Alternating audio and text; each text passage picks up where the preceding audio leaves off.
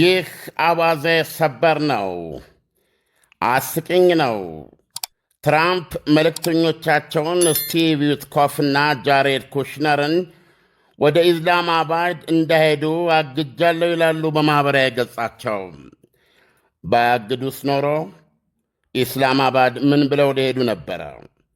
ከትናንት ያነሳ ወደ ኢስላማባድ ሊሄዱ ነው የተባሉቱ የኢራኑ ውጭ ጉዳይ ሚኒስትር አባስ አርጋቺና የመሩት ልዑካን ቡድናቸው ወደ ኢስላማባድ የምንሄደው ከባለሥልጣኖቹ ጋር ለመነጋገር የሦስት ሀገራት ጉብኝት ለመጀመር ነው እንጂ ስለ ድርድር የሚባል ነገር አጀንዳ የለንም ብለው ነበረ የአገሪቱ ሚዲያዎች እንዳስተጋቡት።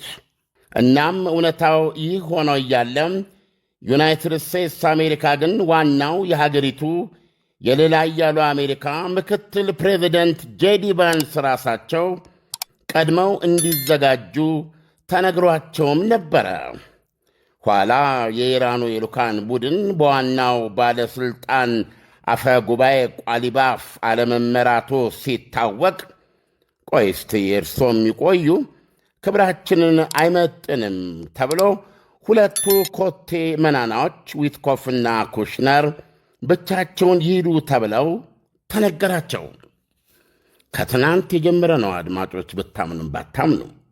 ይሁንና ኢራኖች ውጭ ጉዳይ ሚኒስትራችን ወደ ፓኪስታን የሚሄዱት ከአገሪቱ ከፍተኛ ባለሥልጣኖች ዋናውን የጦር አዛዥ ፊልድ ማርሻሉ ጋር ጨምሮ በክልሉ ሁኔታ ላይ ሊመክሩ ለጉብኝት እንጂ የምን ድርድር ሲሉ ሚዲያዎቻቸው አንጸባረቁ።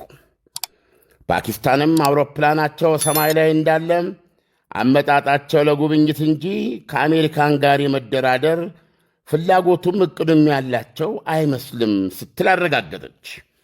ይሁንና ሁኔታው ከተመቸም በቀጥታም ባይሆን በእኛ እዚህና እዚያ ነገር አመላላሽነት ከአሜሪካኖች ጋር ስለ ድርድር ጉዳይ መደራደር ይቻል እንደሆነ ልናይ እንችላለን የሚል አስተያየት ያለው መግለጫ ሰጠችበት። ዶናልድ ትራምፕ ማኅበራዊ ገጻቸው ላይ ወጡና ኢራኖች የሆነ ድርድር አሳላጭ ቁም ነገሮችን ይዘው መጥተዋል፣ ኦፈር ይዘው መጥተዋል። ምን እንደሆነና ምን ያህል እንደሆነ ጠብቀን እናያለን ሲሉ በእርግጥም ኢራኖች ከአስተዳደራቸው ጋር ግንኙነት አድርገውና ሚስጥር ጠብቀው ሊደራደሯቸው የመጡ አስመሰሉት። እንደውም ኢራኖች ሁኔታው ከብዷቸውና ድርድሩ መፍትሔ መሆኑን አምነው በፍጥነት ድርድሩን ማስጀመር ብቻ ሳይሆን ሊቋጭ የሚችል አንዳች ኦፈር ይዘው እንደመጡ አድርገው በማሳየት አሸናፊነታቸውን አጎለበቱ። እውነቱ ግን የሚያናድድ ይበልጡን የሚያሳፍር ነው። አርጋቺ ከሀገራቸው ሲነሱ እንዳሉት ቃላቸውን ጠብቀው ይህን ዘገባ ስትሰሙ አድማጮች ብታምኑም ባታምኑም ኦማን ገብተዋል። ከኦማን ደግሞ ወደ ራሽያ ነው የሚጓዙት። ምንድን ነው ነገሩ? ድርድሩ ወይም ጦርነቱ በማን ይብሳል? ወገን ግራ ገባል። ይሄኔ ነው መሸሽ አለ ሀበሻ። ይህ በእንዲህ እንዳለ አርጋቺ በፓኪስታን ያደረግነው ጉብኝት በጣም ፍሬያማ ነበረ ሲሉ በኤክስ ገጻቸው ጽፈዋል። ፓኪስታንም እርሟን በማውጣት የድርድሩን ድንኳን ነቅላለች። ኢስላማባድን የወጠረ ጦሯንም አሳርፍ ብላ አሰናብታለች።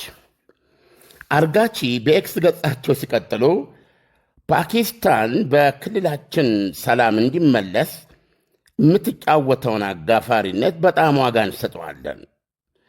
ሲቀጥሉም ፓኪስታን በኢራን ላይ የተከፈተውን ጦርነት በቋሚነት ለመቋጨት የሚያስኬድ ወርኬብል ማዕቀፍ በተመለከተ ከኢራን አቋም ጋር የተመሳሰለ አቋም አላት ወይም የኢራንን አቋም ትጋራለች ሲሉ ጽፈዋል። አሜሪካ ስለ ዲፕሎማሲ የእውነቷንም የምሯን መሆኑን ገና ማሳየት ወይም ማየት አለብን ብለዋል ውጭ ጉዳይ ሚኒስትሩ። ይሄ እንግዲህ በእውነት እንዲህ አይነት ነገሮች እኔ እንጃ እኔ እኔ እንጃ በጋዜጠኛነት ህይወቴ እንዲህ አይነት ነገር እኔ አላጋጠመኝ። ዓለም በእርግጥም በዓለም የመጀመሪያዋ ሀገር የምትባለዋ በዓለም ዲሞክራቲክ ሀገር የምትባለዋ አሜሪካ እንደዚህ አይነት እሰጥ አገባ ውስጥ ትገባለች ብሎ መገመት እጅግ በጣም አስቸጋሪ ነው። ኢራንም በምን ደረጃ በራሷ ብትተማመን ነው ለተለያየ አይነት ጉዳይ ነው ወደዛ ሄድ ነው እንጂ ለድርድር አይደለም የሚለው ለአሜሪካ ማንም ሰው አይኑን ገልጦ መናገር የሚችለው ነገር ለ6 ሳምንት የመረረ ጦርነት ተካሂዷል።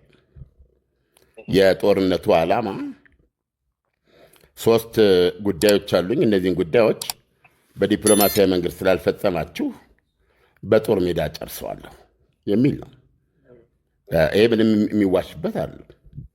ስለዚህ በቀጥታ የሚናገሩት፣ በገደምዳሜ የሚናገሩት፣ በፍንጭ ደረጃ ይናገሩት የዚህ ጦርነት ዓላማ 47 ዓመት ያገለገለውን የኢራን እስላማዊ አብዮት መጣል ነው እና ይሄ እንዲሆንም የመጀመሪያው ጥቃት አሊ ካሜኒን ከመግደል ጀምሮ የኢራን ወታደራዊ መሰረተ ልማት የተባለውን የኢኮኖሚ ይሄ ሁሉ ድብደባ ሲካሄድ ቆየ። ወል በዛ ጦርነት ጊዜ ውስጥ ሁሉ ኢራን መልሳ ትዋጋ ነበር። ያ አይካድም። የሰላጠው ሀገሮች የደረሰባቸውን ጉዳት እስኪነግሩን ካልሆነ በስተቀር ባጭሩ የኢኮኖሚ ልማት እቅዳቸው በማያጠራጥር ሁኔታ እንደገና ወደ ፕላን ቢሮ ተመልሶ የሚነደፍ ነው እንጂ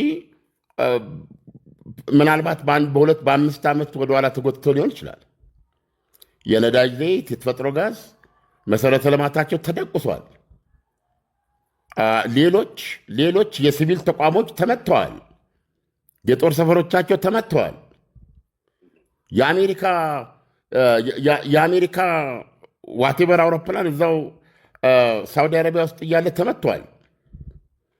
የተባበሩት አረብ ኤሚሬት ከማንም በላይ ተቀጥቅጣለች። ቤዚካሊ እነዚህን የሰላጤ ሀገሮች የሰላም መናኸሪያ፣ የእድገትና የኢኮኖሚ የብልጽግና መናኸሪያ፣ የእድገት መናኸሪያ ያደረጋቸው ትልቁ ምሰሶ አንደኛ ሰላማቸው፣ ሁለተኛ በሰላማቸውና በሀብታምነታቸው የተነሳ ከነዳጅ ኢኮኖሚ ውጪ ሀገራቱን ለሚቀጥሉት 50ና 100 ዓመታት ያራምዳሉ ብለው ያሰቡትን የዘረጉትን የቢዝነስ ይሄ ምንድን ዳይቨርሲፋይ የማድረግ አስገምጋሚ ጥረታቸው ላይ ከደብረ ብርሃን የተቀዳ ቀዝቃዛዋን የችለሰችበት ኢራን